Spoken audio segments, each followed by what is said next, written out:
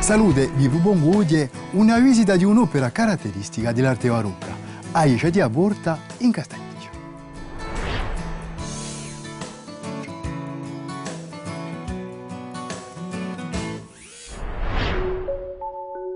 Aicia San Giambattista di Aborta d'Ampugnani compia il 1707 e usa magnifico campanile edificato il 1720 facendo parte di 6 dette barocche edificate tra il XVII e XVIII secolo in Corsica.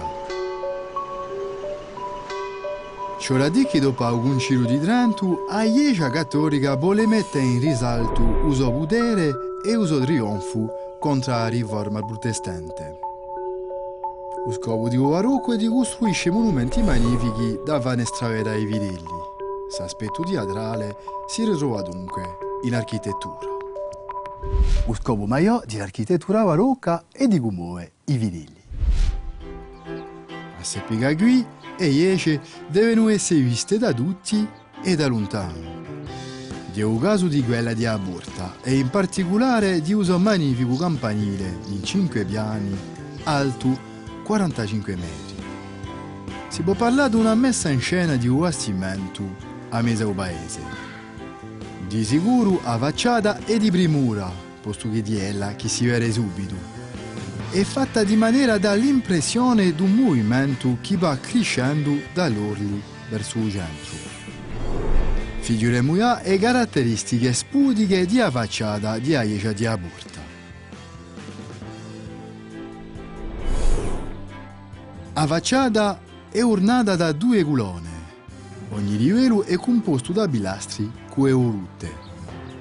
Se volute paiono rigetti in forma di S e di C. Se linee curve danno al suo bastimento maggiore l'idea di movimento.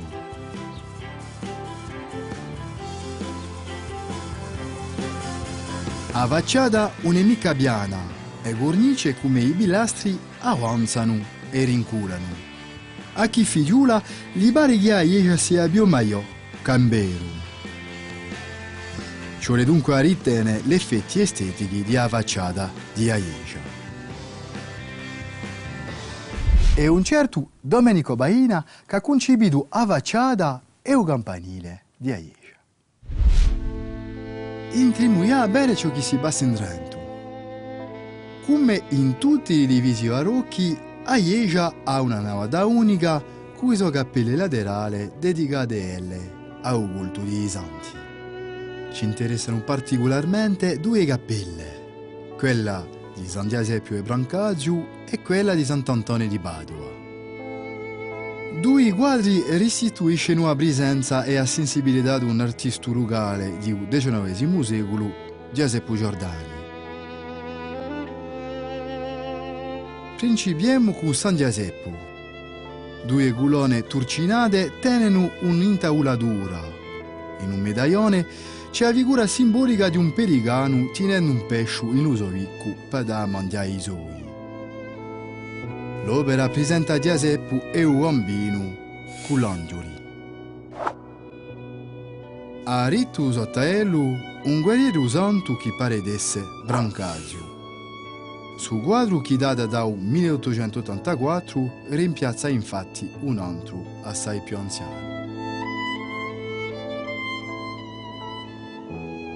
In dell'altra cappella un quadro è dedicato a Sant'Antonio di Padova. L'opera rappresenta Sant'Antonio a Manca con un fior di ciglio in mano di fronte a San Michele che pesa l'anime che bruciano in purgatorio. S'opera di Giordani data dal 1880.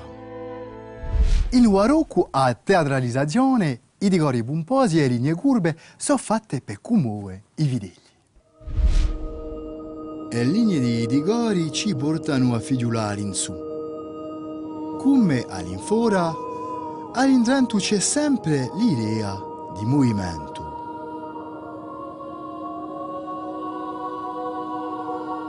L'altare maggiore è stato rifatto dall'architetto Rimma per accogliere un quadro di decollazione di San Giambattista. 2 colonne turcinate tenen un medaglione con una colomba di un Spirito Santo.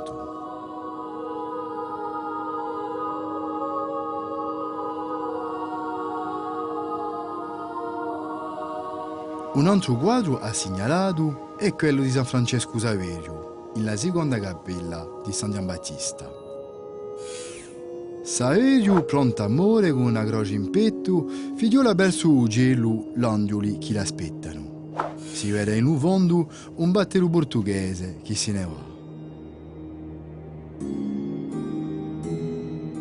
Certo che la chiesa barocca a San Giambattista di Aborta è un esempio famoso dell'arte barocca in Corsica.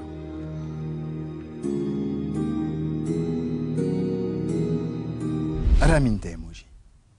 La chiesa di Aborta è un esempio assegnalato dell'arte barocca in Corsica.